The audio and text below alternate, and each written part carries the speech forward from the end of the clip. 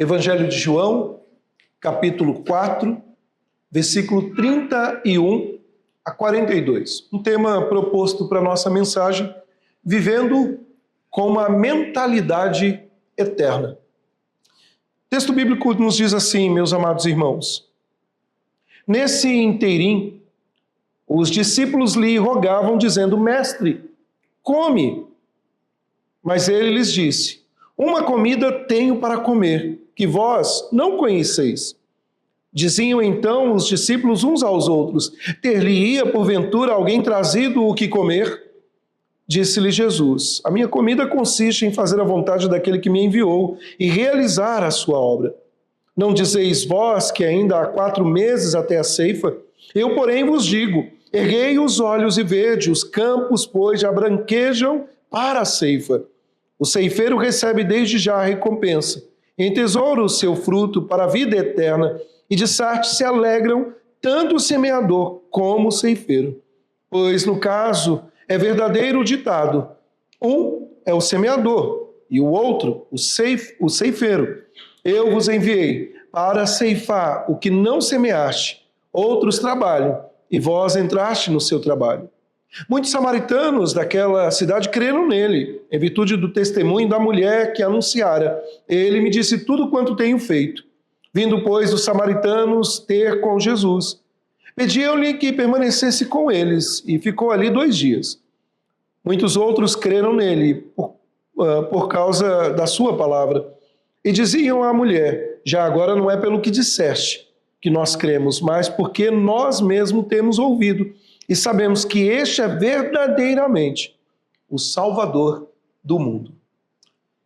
Meus amados irmãos, nós temos, ao longo de algumas semanas, já falado sobre ter uma mentalidade nova, a mente de Cristo. Nós falamos o que é ter a mente de Cristo, diferente de ter uma mente voltada apenas para este mundo. Falamos que aqueles que têm a mente de Cristo não ficam presos à ansiedade, às preocupações excessivas, não devem viver ansiosos. Também tratamos, meus irmãos, na semana passada, que nós devemos pensar nas coisas lá do alto. E hoje, meus amados, eu gostaria de convidá-los a pensar um pouquinho sobre este texto, dentro daquilo que o próprio texto se propõe a mostrar, algo que está muito além do que nós vivemos, algo que está muito além do que beber, comer e coisas tão rotineiras. Mas antes de entrarmos no texto, deixa eu colocar uma situação aqui que talvez você já deve ter se deparado com isso. Em algum momento da sua vida, você já viu a cena de um adolescente abrir a geladeira, e tem as coisas para comer lá na geladeira, né? Ele abre a geladeira e de repente ele fecha. Ele abre o armário, ele fecha. E prontamente ele vai para o pai, para a mãe e diz: não temos nada para comer.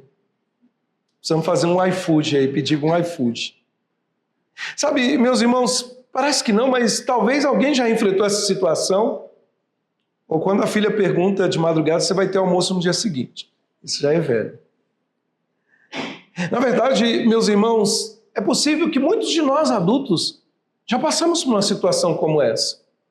Talvez para escapar de um momento de discussões, um momento de tristeza, não porque nós estávamos com fome, mas porque naquele momento a mente estava cheia de tantas coisas, de tantas dificuldades. E a ciência já tem provado isso, que muitos encontram o escapismo aí, ou o escape na comida. Sabe, é interessante, meus irmãos, porque para muitos a vida parece pesada. Para muitos parece que a vida está bagunçada. E muitos têm buscado em coisas que não podem saciar a sua fome. A verdade, meus irmãos, é que você não pode se esconder da fragilidade deste mundo. E sempre que as nossas almas anseiam pela restauração da destruição ao nosso redor, nós estamos em algum nível ansiando pela eternidade. Porque lá no fundo, nós sabemos que as coisas não deveriam ser assim. Quando nos deparamos com vidas que estão sofrendo, Quando nos deparamos, meus irmãos, com a ruptura de relacionamentos rompidos, com o abuso, com a doença, com a pobreza, com a guerra, com a morte. Nós vivemos num mundo que muitos estão procurando saciar uma fome que não pode ser saciada por uma despensa cheia, que não pode ser saciada por uma geladeira cheia. Mas a grande pergunta é: o que fazemos? Como vivemos neste mundo que está destruído e que precisa desesperadamente de restauração? Meus amados irmãos, essa passagem de João capítulo 4, propriamente o texto que nós lemos, verso 31 a 42, essa passagem, essa perícope ocorre logo após o encontro de Jesus com a mulher samaritana. É uma passagem muito conhecida. Aquela mulher estava junto ao poço de Jacó, na região de Sicá, Samaria, atualmente a Cisjordânia. Jesus, cansado da viagem, se assenta junto ao poço enquanto os seus discípulos vão comprar comida. Pegar um marmitex ali, não era marmitex, mas foram comprar comida. Então aquela mulher samaritana se aproxima para tirar água e Jesus inicia um diálogo com ela. A mulher reconhece Jesus como Messias diante daquele diálogo. E a cena, no verso 30, ela termina quando ela sai. E ela deixa o seu cântaro e ela vai anunciar ao povo da cidade. Bom, enquanto isso, os discípulos, eles retornam da cidade e eles se espantam ao ver que Jesus está conversando com uma mulher, e ainda mais, uma mulher samaritana. Bom, dentro desse contexto, verso 31, então, ele marca o início de uma nova cena, ainda que está dentro da cena total do encontro de Jesus com a mulher samaritana, o que se conecta diretamente com o diálogo de Jesus com aquela mulher. Mas a partir do verso 31, o foco ele muda do testemunho da mulher para a lição que Jesus quer ensinar aos seus discípulos. E a lição que Jesus quer ensinar para os seus discípulos é sobre a urgência da missão, o papel de cada trabalhador na colheita do reino, o impacto da sua obra entre os samaritanos. Bom, Jesus ele ensina aos discípulos que o tempo da missão é agora e que a vontade do Pai, usando a vida dos seus servos, dos seus discípulos, é salvar muitos dos seus espalhados pelo mundo afora. Sabe, e Jesus ele mostra uma maneira diferente de viver. Ele mostra e ele ensina que nós devemos viver com um alimento não só que sacia o nosso corpo físico, mas o alimento que satisfaça as nossas almas sedentas. E Jesus faz isso mostrando-nos como viver com a eternidade em mente. E à medida que conhecemos aquele que é eterno, nós entendemos o que é, de fato, viver com uma mente. Aqui, sim, vivendo, mas pensando nas coisas lá do alto. Então, meus irmãos, dos versos 31 a 42, Jesus nos mostra que viver com uma mentalidade eterna requer mudanças. E uma mudança de perspectiva, uma mudança de ações e uma mudança de palavras. E eu quero, meus irmãos, trabalhar dentro disso na nossa edificação nessa noite. Em primeiro lugar, para que você tenha uma mentalidade do que é eterno, você precisa mudar a sua perspectiva. O verso de número 31 a 34, e me permita ler mais uma vez, o texto diz, voltando um pouquinho, o verso 30, saíram, pois, da cidade e vieram ter com ele. No verso 31, nesse meio tempo, nesse inteirinho, os discípulos lhe rogavam, dizendo, mestre, come.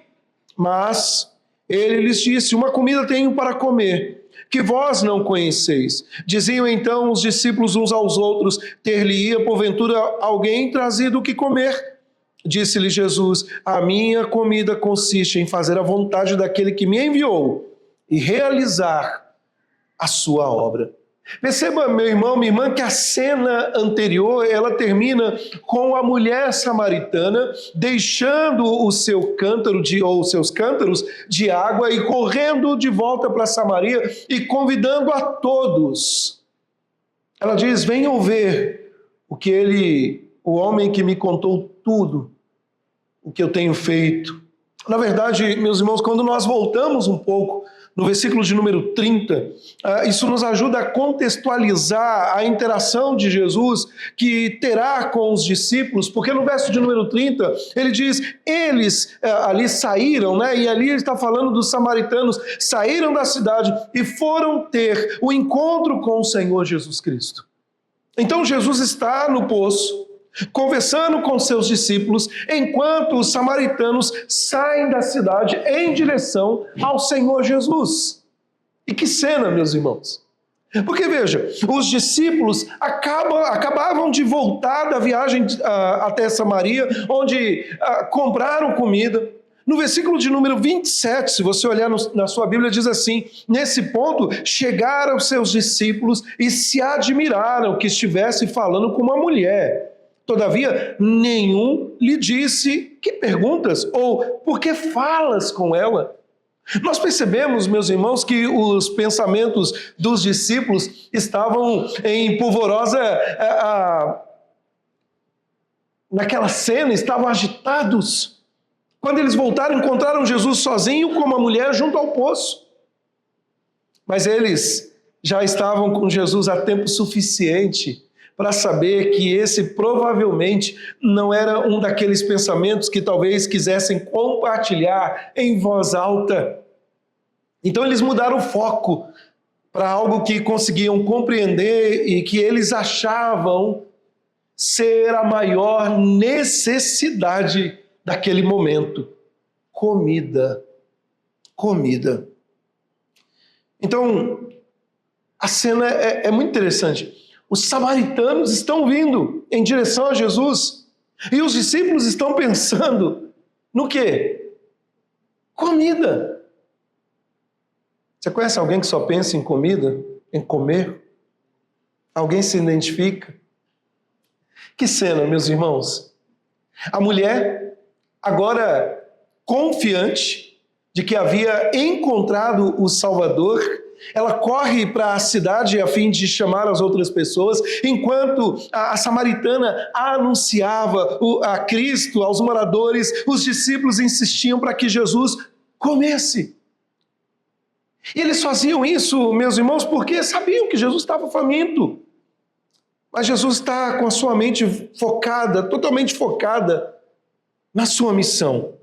E sempre que surgia uma oportunidade, Jesus abraçava e cumpria com excelência. Agora, um detalhe no texto, meus irmãos, é importante vislumbrar e reconhecer o amor e o cuidado que Jesus tinha com seus discípulos e que a recíproca também era verdadeira. Os discípulos expressavam isso. Tanto é que o texto diz que eles insistiram para que Jesus comesse. Eles estavam claramente preocupados. Talvez Pedro chega para Jesus e diz: Jesus, saco vazio. Vocês não conhecem essa expressão, saco vazio? Não para em pé, Jesus. Talvez eles insistiram para que Jesus comesse com argumentos. Então aqui eles estão tentando garantir que Jesus seja bem alimentado. E no versículo de número 32, Jesus afirma: eu tenho comida para comer. Uma comida eu tenho para comer. Vocês não sabem nada sobre isso. Sabe, vocês não conhecem, vocês não podem conhecer, vocês não conhecem. Então, o texto diz que os discípulos diziam uns aos outros: será que alguém lhe trouxe comida? Será que nessa ida, nessa nossa saída, alguém trouxe algo para Jesus comer? É como que você chegasse e fosse o responsável de levar o alimento ali no seu local de trabalho e de repente, ao chegar naquele local de trabalho, depois de esforço, ter ido, buscado a comida e de repente alguém diz: não, nós já temos comida e é bem melhor do que a que vocês trouxeram.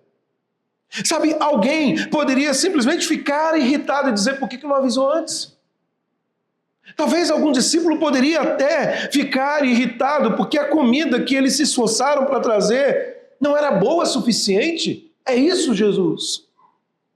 Mas veja, meus irmãos, perceba que Jesus, ele chama a atenção deles aqui usando o físico, aquilo que eles consideravam mais importante para direcionar na perspectiva daquilo que é eterno. Jesus já fizera isso com a mulher samaritana. Jesus pede água para aquela mulher e ele diz que ele tem uma água que é muito melhor. Porque quem beber daquela água nunca mais terá sede. E agora, Jesus diz para os discípulos, eu tenho comida. Sabe, meus irmãos, o que Jesus está fazendo é direcionar a perspectiva deles para aquilo que é eterno. Veja como Jesus foi habilidoso para aproveitar cada momento. Enquanto os discípulos iam na cidade, o seu diálogo com aquela mulher foi profundo, foi edificante. E quando ela saiu para chamar o povo, a sua conversa com os discípulos foi igualmente instrutiva. Jesus estava concentrado, meus irmãos, naquilo que é eterno. E o que é eterno? O próprio Senhor Jesus responde, é a vontade do Pai. É a vontade do Pai. Mesmo cansado da viagem, Jesus tinha todos os motivos para apenas descansar. Ele era plenamente homem. Sentia fome, sede, fadiga. Porém, ao invés de se render ao cansaço, ao invés de se render às desculpas, Jesus se dedicava à missão. A missão para a qual ele foi enviado. E Jesus está aqui falando de propósito. Jesus está chamando a atenção para o foco que todos nós devemos ter.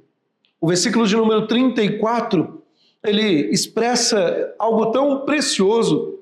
E no verso de número 34 ele diz, disse-lhe Jesus, a minha comida consiste em fazer a vontade daquele que me enviou e realizar a sua obra. Sabe, meus irmãos, lá em Lucas, capítulo 19, o verso 10, Jesus ele nos diz sobre a sua missão. E ele diz assim, porque o Filho do Homem veio buscar e salvar o perdido. Fala sobre a razão pela qual ele veio buscar salvar o perdido. Jesus está mudando a perspectiva daqueles que caminham com ele. Jesus está fazendo para que eles olhem além do que está na sua frente.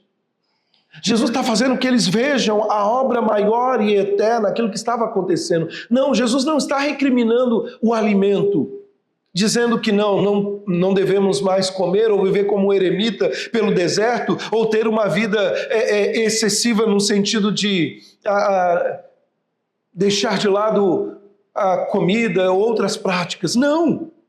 Nós sabemos, meus irmãos, que o que estava ocupando os pensamentos dos discípulos neste momento, porque João contou no verso 27, o texto diz que neste momento eles estavam em pânico, porque Jesus estava falando sozinho com uma mulher samaritana, e aí eles poderiam apontar diversos erros dentro da cultura, porque além de ser uma mulher, além de ser uma samaritana, ou seja, os samaritanos eram odiados pelos judeus. Judeus e samaritanos não interagiam.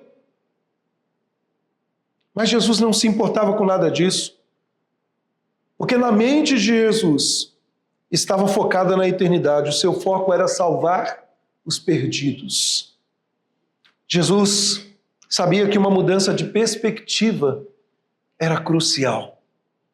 Porque se os discípulos não mudassem sua perspectiva, eles provavelmente ficariam aterrorizados quando seus inimigos viessem em grande número na sua direção. Quem que está vindo ao encontro de Jesus? Uma mulher samaritana? Não. Vários samaritanos. Sabe, se eles não mudarem a perspectiva do físico para o eterno, em vez de medo, ódio ou preocupação, eles ficariam focados apenas nisso, eles seriam, agora mudando a perspectiva, eles seriam preenchidos pelo amor, pela compaixão, pelas pessoas que precisavam desesperadamente de Jesus, assim como eles. Tudo que Jesus fez por eles pessoalmente, meus amados, foi uma demonstração de sua graça para com eles. Eles não eram mais merecedores da salvação do que os samaritanos, apesar da animosidade entre ambos. A graça, meus amados, é um favor imerecido de Deus para com aqueles que não merecem. Ter graça é receber algo que você não merece.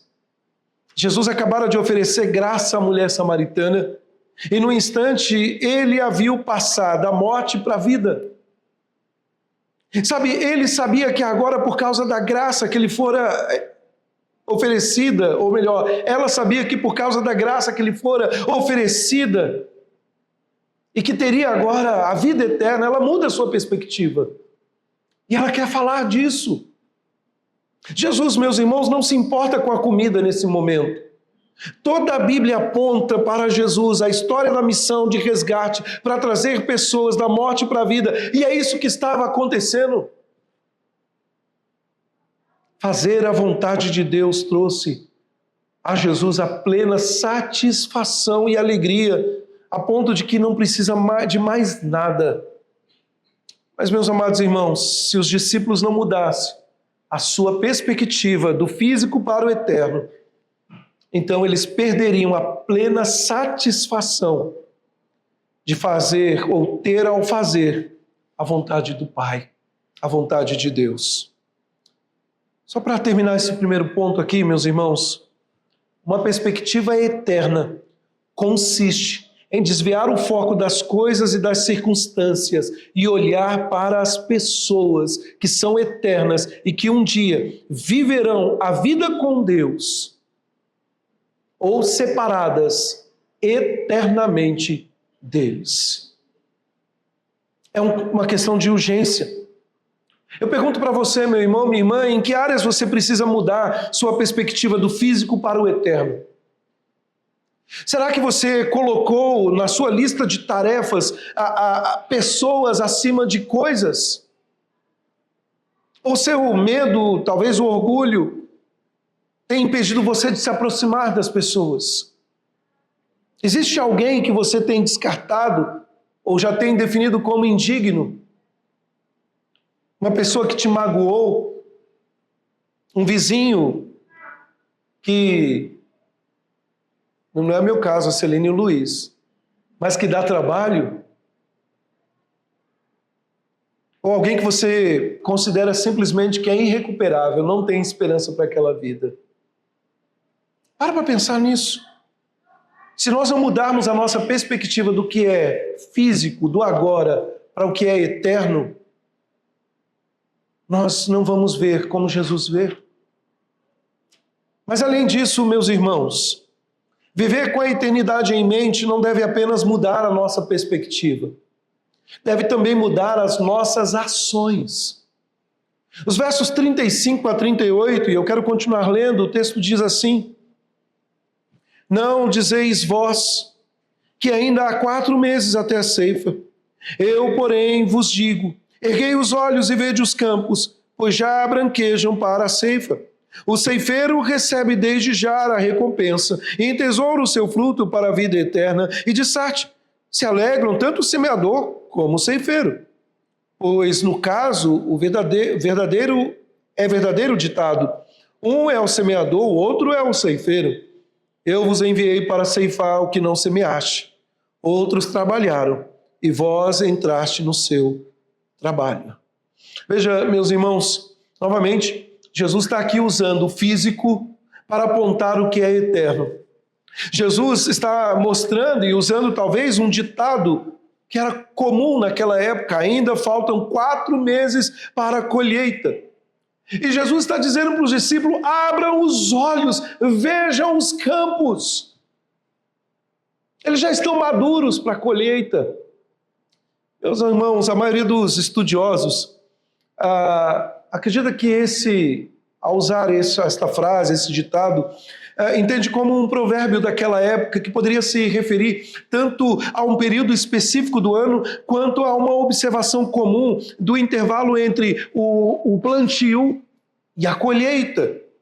Veja que o objetivo de Jesus aqui era claro, ele usa isso, se for um provérbio da época, para contrastar a expectativa humana de esperar com a realidade espiritual do momento. A colheita está pronta. Sabe, meus irmãos, muito provavelmente Jesus se referia aos samaritanos nesse contexto. Após ouvir o testemunho daquela mulher samaritana, estavam vindo até ele. Ao olhar para aquela cena, Jesus ensina aos discípulos que havia muito trabalho a ser feito. Sabe, nós não podemos perder de vista o contexto. Uma multidão vindo ao encontro depois do testemunho daquela mulher. Muitos creram no testemunho dela. Estão indo ao encontro. Do outro lado nós temos discípulos. Com todo o rigor ainda e algumas práticas do judaísmo. E Jesus mostra, olhem, vejam quantas pessoas estão vindo. Este é o verdadeiro alimento.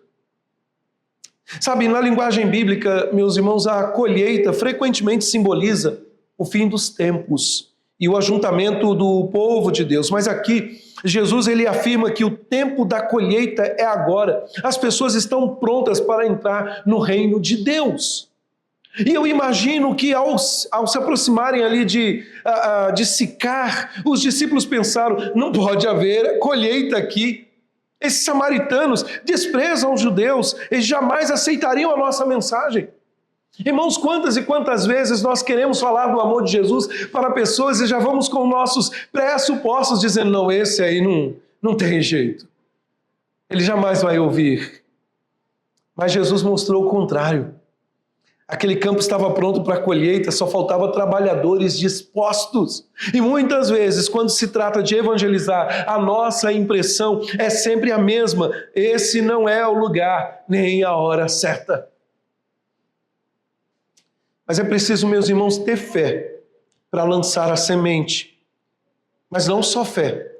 É preciso ter coragem para agir, mesmo quando tudo pareça desfavorável.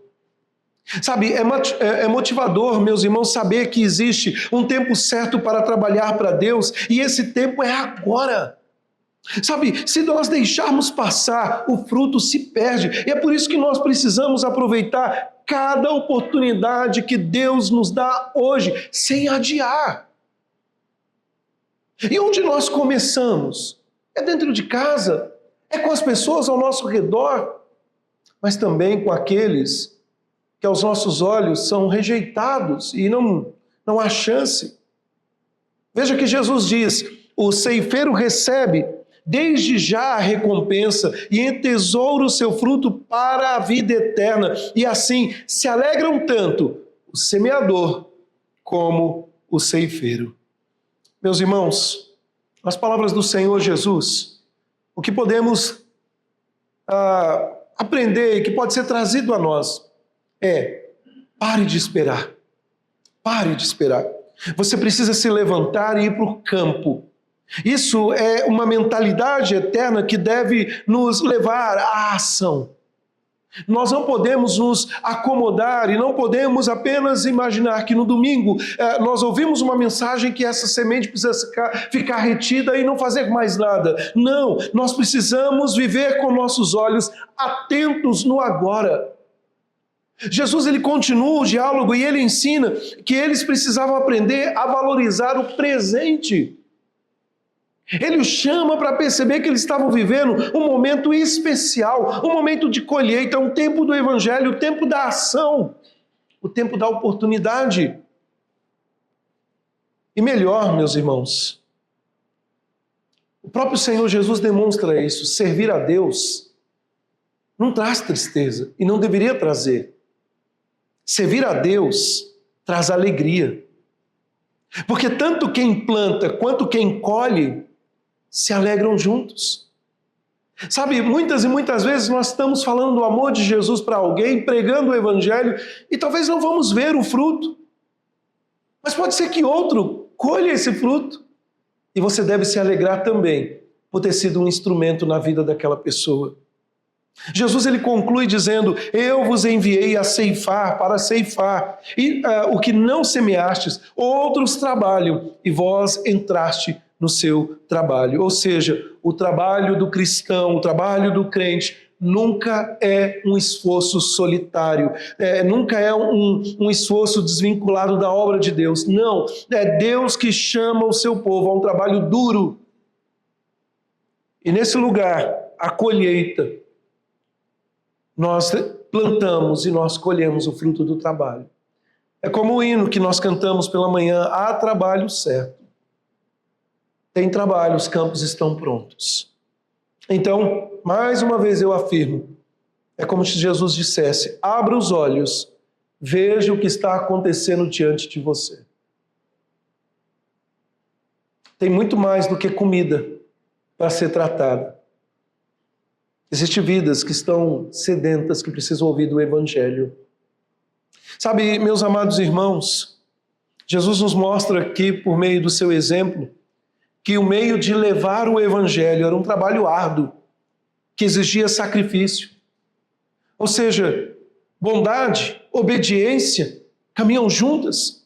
E para Jesus significava que ele teria que, e sabia que ele teria que morrer uma morte brutal na cruz, e essa era a sua missão. Mas não há nada mais satisfatório do que fazer a vontade do Pai. Um comentarista, ele disse: obedecer ao Pai é muito mais profundamente gratificante do que a própria tarefa. Ou seja, que privilégio poder servir o Senhor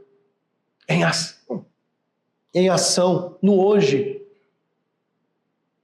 Às vezes você vai compartilhar o Evangelho e será apenas uma sementinha. Às vezes você vai compartilhar o amor de Cristo a pessoas que podem até virar as costas naquele momento. Mas observe que Jesus não diz nada sobre realizar a obra de transformar corações. Porque quem transforma corações é Deus, é obra dele. Ele está dizendo aqui que os corações estão prontos. É como que ele afirmasse: eu fiz a minha parte e agora eu estou convidando vocês para a ação. Ele poderia mandar anjos. O Senhor poderia, com uma única ação, converter corações. Mas ele usa pessoas e o seu tempo e a sua maneira. Ele usa você. Então, meus amados, viver com uma mentalidade eterna muda nossa perspectiva e muda também as nossas ações. Mas em último lugar, o verso 39 a 42, viver com uma mentalidade eterna muda as nossas palavras, ou as suas palavras. Veja o verso 39 a 42. Muitos samaritanos daquela cidade creram nele, em virtude do testemunho da mulher que anunciara: ele me disse tudo quanto tenho feito. Vindo, pois, os samaritanos ter com Jesus, pediam-lhe que permanecesse com eles, e ficou ali 2 dias. Muitos outros creram nele, por causa da sua palavra. E diziam à mulher: já agora não é pelo que disseste que nós cremos, mas porque nós mesmos temos ouvido, e sabemos que este é verdadeiramente o Salvador do mundo. Meus amados irmãos, nós precisamos mudar as nossas palavras. Veja, é interessante porque o texto ele usa aqui um jogo de palavras interessante. Ele diz que aqueles samaritanos daquela cidade creram nele em virtude do testemunho daquela mulher. Ou seja, viva como um testemunho vivo. Sabe, meus irmãos, é triste quando nós conhecemos pessoas que dizem que foram salvas por Jesus, mas parece que o testemunho de vida, e não estou dizendo nem no aspecto tão negativo no sentido de práticas, mas parece que essas pessoas vivem no aqui e agora, dizendo: ó céus, ó vida, a minha vida não presta, eu não quero esse Jesus. Sabe, no versículo 28, o texto diz que a mulher deixou o seu cântaro, ela foi para a cidade, ela falou aos outros sobre Jesus. E agora o texto que nós lemos, ela não volta sozinha, ela volta acompanhada por muitos samaritanos que creram na sua mensagem e decidiram ir até Jesus. Pergunto para você, meu irmão, minha irmã, o seu testemunho de vida, ele é atraente ou ele é repelente? A mulher samaritana, ela não fez nenhum curso de evangelismo antes de falar de Jesus. Ela não foi para um seminário, ela não foi para um curso 7 passos para evangelizar. Não que isso não seja ruim. Não. Ela simplesmente compartilhou com as pessoas aquilo que ela tinha experimentado com Jesus. Versículo 29, queria que você desse uma olhada, diz assim: vinde comigo e vede um homem que me disse tudo quanto tenho feito. Será este, porventura, o Cristo? E essa é uma frase típica aqui do Evangelho de João, que sempre usa esse convite: vinde e veja. A gente pode parafrasear isso como experimente. Sabe, lá em João capítulo 1, verso 39, Jesus disse aos discípulos: vinde e vede. No capítulo 1 ainda, verso 46, Filipe disse a Natanael: vem e vê. E agora essa mulher samaritana faz o mesmo convite aos samaritanos, e o resultado é maravilhoso. Eles foram até Jesus, ouviram e pediram que ele ficasse com eles. Veja, Jesus aceitou o convite e permaneceu com eles ali 2 dias. Esses 2 dias foram suficientes para que aqueles habitantes de Sicar compreendessem por si mesmo que o testemunho daquela mulher era verdadeiro. Sabe, meus amados irmãos, o texto mostra que eles disseram: agora cremos, pois sabemos que este é verdadeiramente o Salvador do mundo. Agora, imagine você que aquela mulher era muito querida, não é verdade? Não, não era. A mulher samaritana era conhecida por sua má reputação. Muitos nem se aproximavam daquela mulher. No entanto, o testemunho dela foi simples. Não houve justificativas. Ela simplesmente disse: ele me disse tudo quanto tenho feito. Imagine você chegar para um amigo e falar para ele assim: olha, Jesus me disse tudo quanto tenho feito. Imagine você chegar dizendo para ele: olha, ele me revelou todos os meus pecados. Vamos lá comigo? Sabe, eu acredito que provavelmente muitos ficariam com receio, ninguém quer ser descoberto. Nós queremos manter nosso pecado escondido, mas não, no caso dos samaritanos foi o contrário. Eles correram esse risco porque entenderam que estavam diante de alguém que vinha da parte de Deus. E tudo isso por causa da transformação que viram na vida de uma única mulher. Imagine o que acontecerá quando suas palavras mudarem, quando seu comportamento mudar, quando vidas forem impactadas através da sua vida. Nosso Salvador, meus irmãos, ao instruir uma simples mulher, alcançou uma cidade inteira.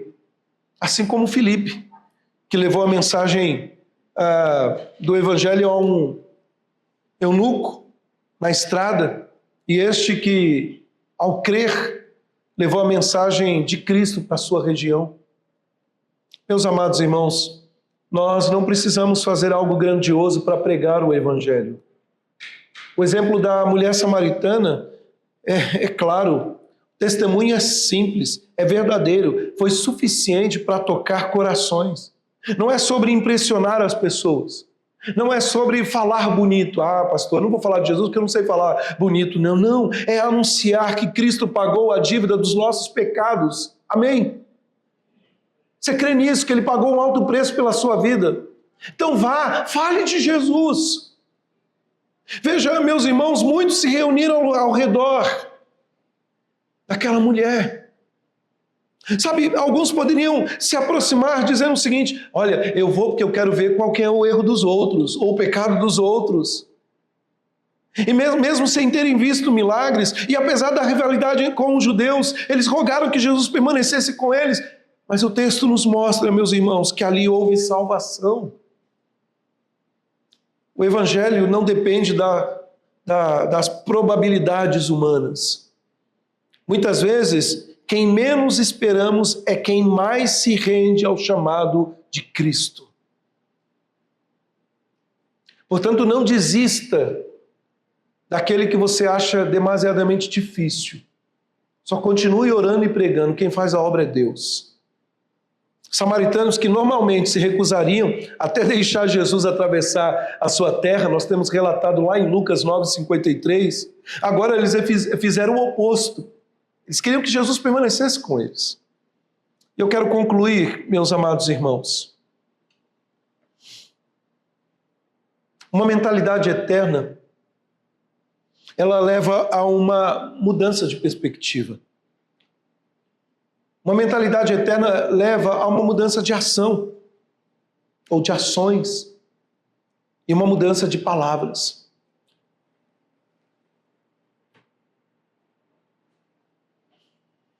O que você tem mais pensado ultimamente? Você está vivendo uma mentalidade eterna? Se você não tem certeza, observe sua perspectiva de vida. Observe suas ações. Observe suas palavras. Observe o quanto você tem apontado para Cristo.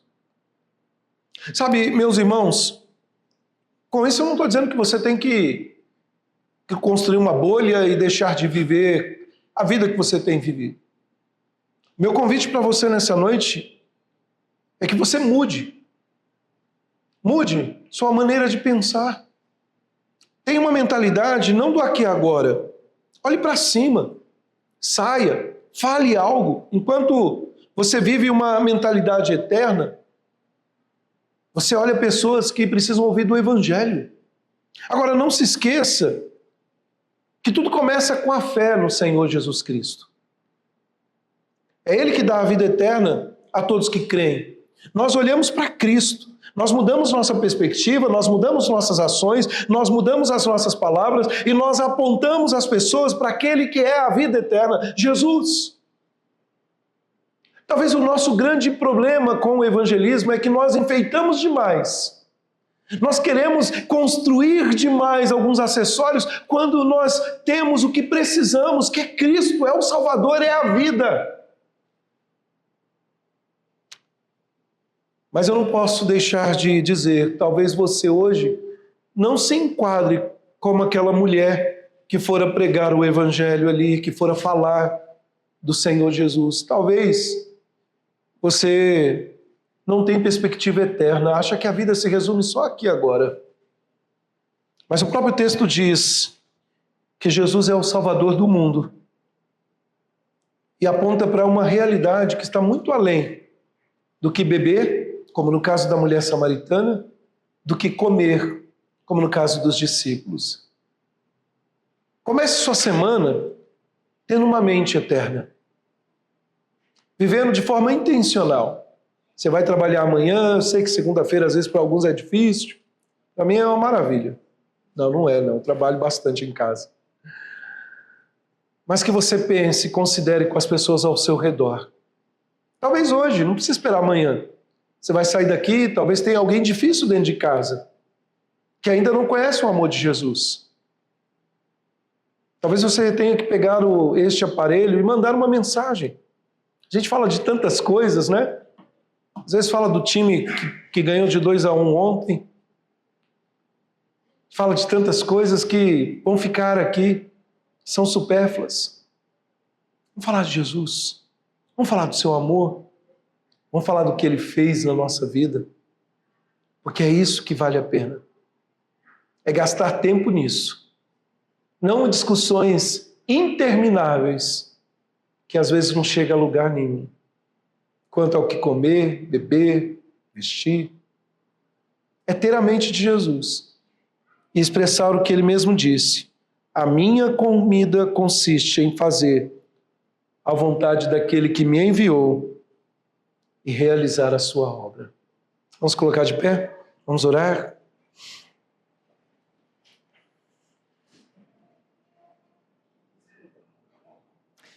Senhor Deus, a Tua palavra é alimento. Como ouvimos hoje em oração, Senhor, ela é lâmpada para os nossos pés. Ela é luz para o nosso caminhar. Tudo que fazemos nos méritos de Cristo. E assim, ó Pai, como ouvimos nessa noite, tira-nos, ó Pai, de uma mentalidade física, terrena, passageira. Mostra-nos o caminho que é eterno para apontarmos a outros. Ó Deus, eu não conheço o ciclo de amigos, de pessoas próximas dos meus irmãos, mas a Tua palavra diz que essas vidas são conhecidas antes que houvesse qualquer palavra, que havesse qualquer palavra, qualquer ação. Ó Deus, move o Teu povo a viver uma perspectiva, não do aqui e agora, momentânea, passageira, mas uma perspectiva maior, a ter uma ação condizente ao chamado. Oh Deus, faz com que cada um de nós, oh Deus, tenha os seus lábios a prontidão de falar de Jesus, o autor da nossa salvação. Pai, nos despede em paz. Dá-nos uma semana, Deus, com um coração alegre, não pela ausência dos problemas, ó Deus, mas um coração alegre em saber que nós já estamos salvos em Cristo Jesus. Um coração alegre que pulsa em saber, ó Deus, que o Senhor já fizera a grande obra, morreram naquela cruz em nosso lugar. Mas essa obra ainda, Pai, ela continua a levarmos a outros a ter o mesmo sentimento, a mesma vontade, o mesmo desejo, até a volta do Senhor Jesus Cristo. Que o Teu povo seja achado fiel.